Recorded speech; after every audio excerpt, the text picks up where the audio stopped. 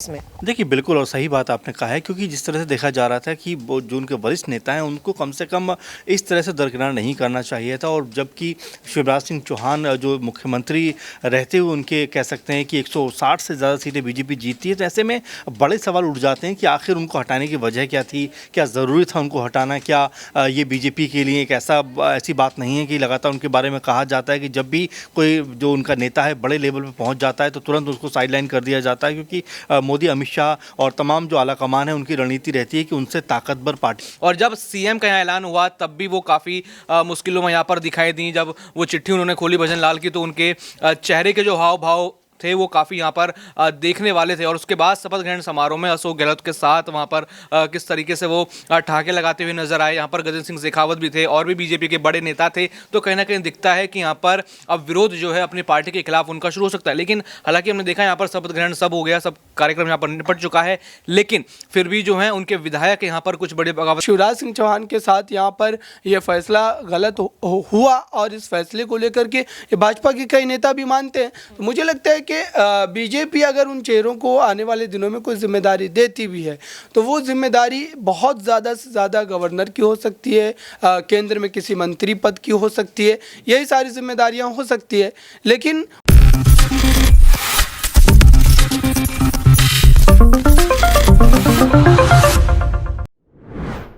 नमस्कार, next 9 news देख रहे हैं आप और मैं हूं आपके साथ प्रज्ञा सिंह। स्वागत है आप सभी का मेरे खास प्रोग्राम सियासी पंचनामा में।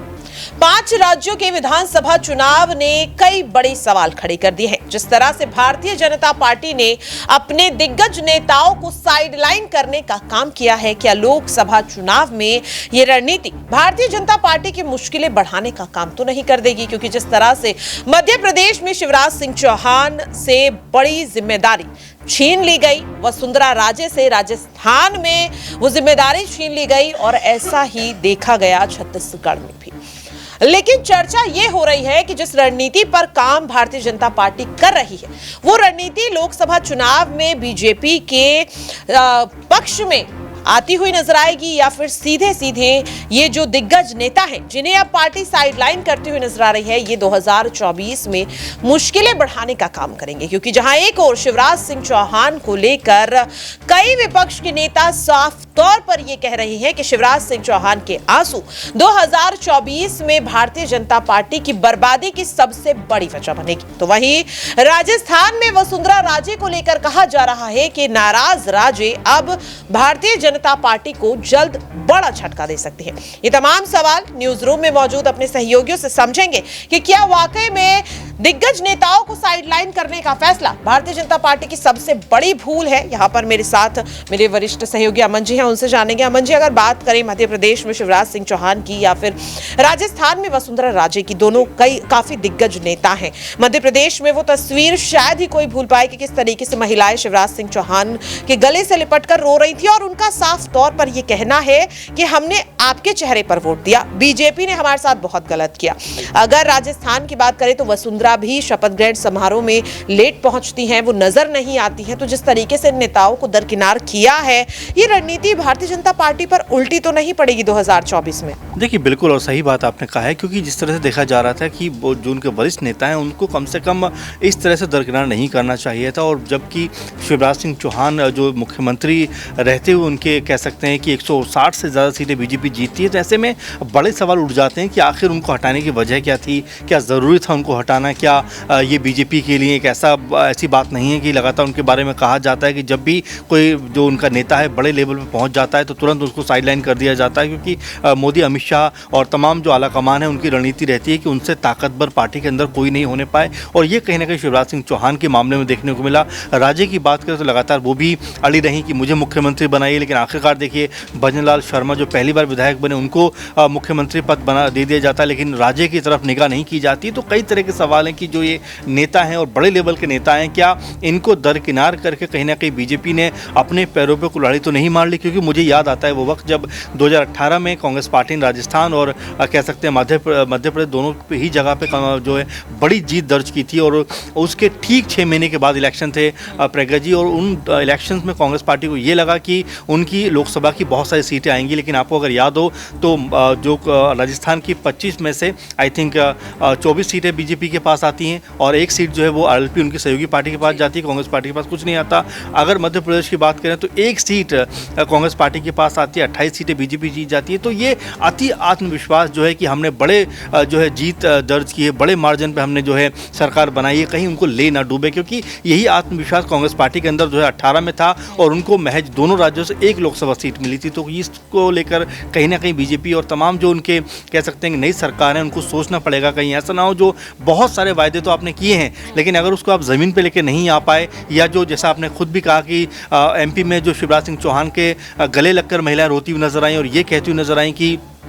अब आपके जाने के बाद हमारा क्या होगा, कहीं ऐसा ना हो कि लाडली योजना बंद हो जाए, और तमाम तरह की बातें उन्होंने कही। तो ये प्रश्न चिन्ह है। बहुत सारे लोग ये भी कहते हुए नजर आए कि भाई हमने आपके नाम पे वोट दिया था और अब मुख्यमंत्री किसी और को बना दिया गया। तो ये जो तमाम इमोशन है ये निकल कर सामने आए। और आपको याद हो कि अभी हाल ही में शिवराज सिंह चौहान ने अपने जो है ट्विटर हैंडल उसको बदल दिया, वहाँ पर उन्होंने जिस तरह मामा लिखा है और जिस तरह से लिखा है, कहने का मतलब ये है कि वो इमोशनली लोगों से कनेक्ट रहना चाहते हैं और हो सकता है कि आने वाले दिनों में अगर बीजेपी उनके लिए कुछ बेहतर नहीं सोचती है तो कहीं ये बगावत का बिगुल बसता हुआ नजर ना आ जाए, क्योंकि ऐसा शिवराज सिंह चौहान की बातों से ज़रूर लग रहा है कि वो बगावत के मूड में है, क्योंकि उन्होंने कहा कि मैं दिल्ली नहीं जाऊंगा, मरना पसंद करूंगा। तो ये तमाम सारी बातें जो ये बता रही हैं कि आने वाले दिनों में जो हो सकता है कि बीजेपी के लिए मुश्किलों भरा सफ़र यहाँ का हो जाए, क्योंकि हटाना तो आसान था लेकिन जिस तरह का वोट बैंक उनका है कि उसको कंटिन्यू कर पाएंगे ये उनके लिए मुश्किल हो जाएगा। वाकई में देखिए, जिस तरीके से मध्य प्रदेश की अगर बात करें तो शिवराज सिंह चौहान को लेकर लगातार ये कहा जा रहा है, और अगर कल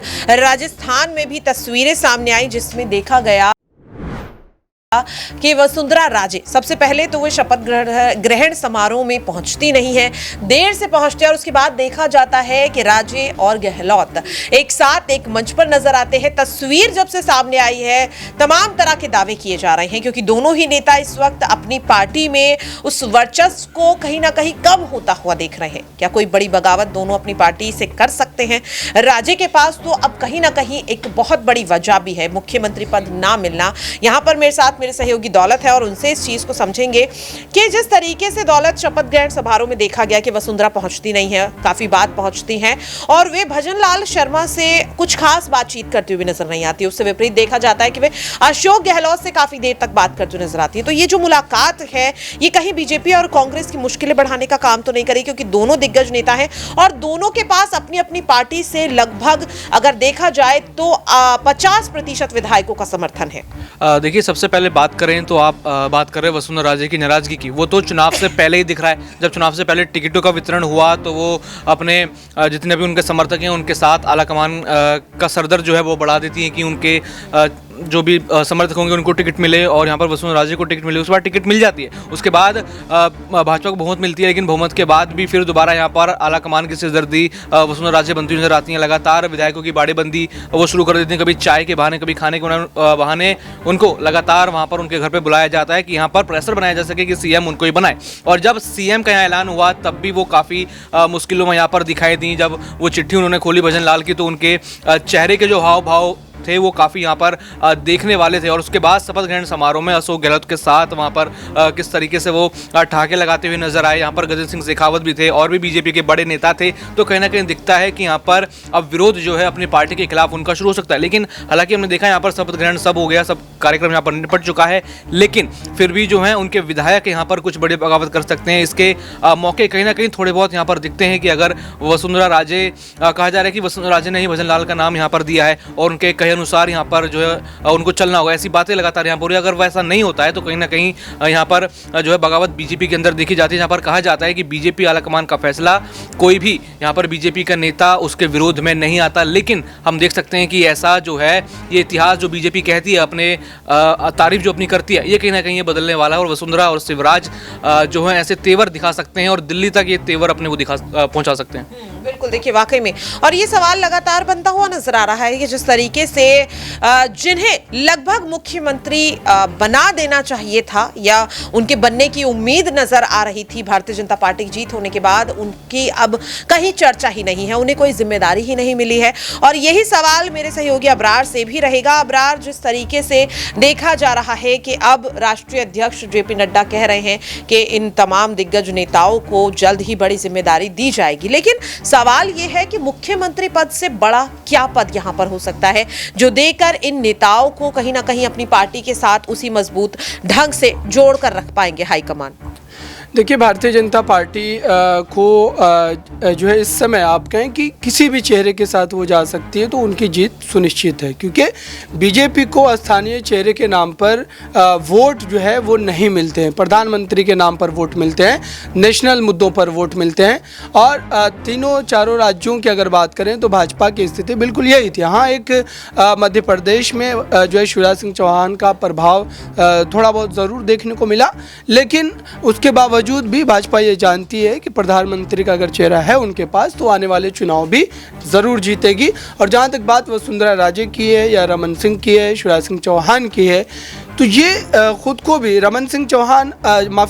सिंह और जो है वसुंधरा राजे की अगर हम बात करते हैं तो इनकी वो भूमिका नहीं दिखाई दी जिसकी वजह से ये दावा कर सके कि हमें ही मुख्यमंत्री पद मिलना चाहिए। हाँ, शिवराज सिंह चौहान के साथ यहाँ पर यह फैसला गलत हुआ और इस फैसले को लेकर के ये भाजपा के कई नेता भी मानते हैं। तो मुझे लगता है कि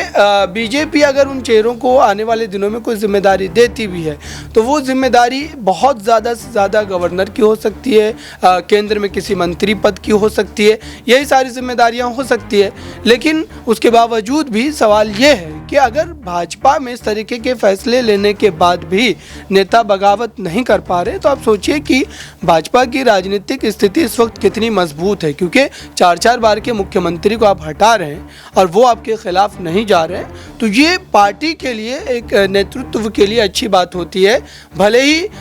जो है इसको लेकर के तरह तरह के बयान ज़रूर आए हों, लेकिन इतना तय है कि भाजपा में फिलहाल टूट की स्थिति नहीं है। वाकई में देखिए, और अब ऐसे में सवाल लगातार यही बन रहा है कि जो तमाम दावे इस वक्त किए जा रहे हैं शिवराज सिंह चौहान और वसुंधरा राजे सिंधिया को लेकर, क्या वो सिर्फ और सिर्फ दावे हैं या फिर जिस तरीके से हाव भाव देखे जा रहे हैं शिवराज सिंह चौहान और वसुंधरा राजे के, क्योंकि शपथ ग्रहण समारोह में दोनों ही खामोश नजर आए। शिवराज सिंह चौहान रोते हुए नजर आए, उनकी आंखों से आंसू निकल गए विदाई के दौरान, तो ऐसा ही कुछ वसुंधरा राजे को लेकर भी देखा गया। अब ऐसे में देखना काफी अहम होगा, क्या लोकसभा चुनाव तक ये जो मजबूती है पार्टी के बीच वो बरकरार रहेगी या फिर कोई बड़ी बगावत अब ये दिग्गज नेता आने वाले समय में करते हुए नजर आ सकते हैं। देखना काफी अहम होगा। फिलहाल के लिए मेरे खास प्रोग्राम सियासी पंचनामा में आज के लिए इतना ही। कल फिर होगी किसी नए मुद्दे को लेकर आप सभी से मुलाकात।